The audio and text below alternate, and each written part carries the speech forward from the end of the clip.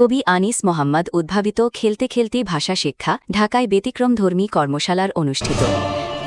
দেখছেন digitalbrahmanbaria.com।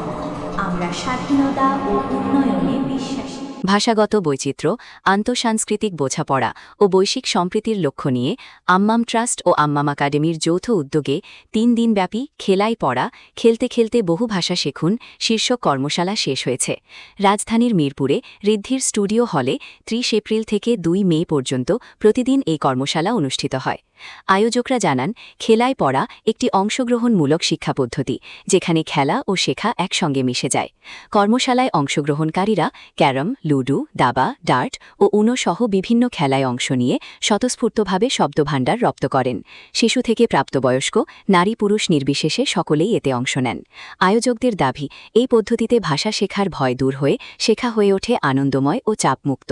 কর্মশালায় অংশগ্রহণকারীরা জানান, ডিজিটাল ডিভাইসের বাইরে থেকে সরাসরি সামাজিক ও সৃজনশীল কার্যক্রমে যুক্ত হতে পেরে তারা ভিন্নধর্মী অভিজ্ঞতা লাভ করেছেন। এতে তাদের মনোযোগ ও শেখার আগ্রহ বাড়ে। উদ্বোধনী বক্তব্যে ব্রাহ্মণবাড়িয়ার কৃতি সন্তান জাকিয়া শিশির বলেন, এই উদ্যোগ আধুনিক সময়ের জন্য একটি সময় উপযোগী উদ্ভাবন। তিনি আম্মাম মডেলকে ভবিষ্যৎ কর্মসংস্থান, সংস্কৃতি সংরক্ষণ ও সৃজনশীলতার বিকাশে গুরুত্বপূর্ণ বলে উল্লেখ করেন।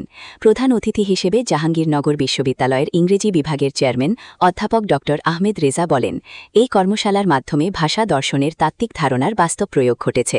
তিনি উল্লেখ করেন, বিশ্বখ্যাত ভাষাবিদ ও চিন্তাবিদদের ভাষা ভাবনার সঙ্গে এই উদ্যোগের গভীর সংযোগ রয়েছে। আম্মাম মডেলের প্রবর্তক কবি আনিস মোহাম্মদ বলেন, এই পদ্ধতিতে পঞ্চ ইন্দ্রিয়ের সমন্বয়ে শিক্ষার্থীরা স্বাভাবিকভাবেই শব্দ ও ধারণা আয়ত্ত করতে পারে।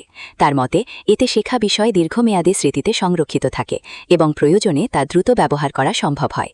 কবি আনিস মোহাম্মদ উদ্ভাবিত পদ্ধতি আম্মাম মডেল, খেলতে খেলতে ভাষা শিখুন। খেলায় পড়া ধারণাটি এমন একটি শিক্ষা পদ্ধতি যেখানে শেখা আর খেলা একসাথে মিশে যায়।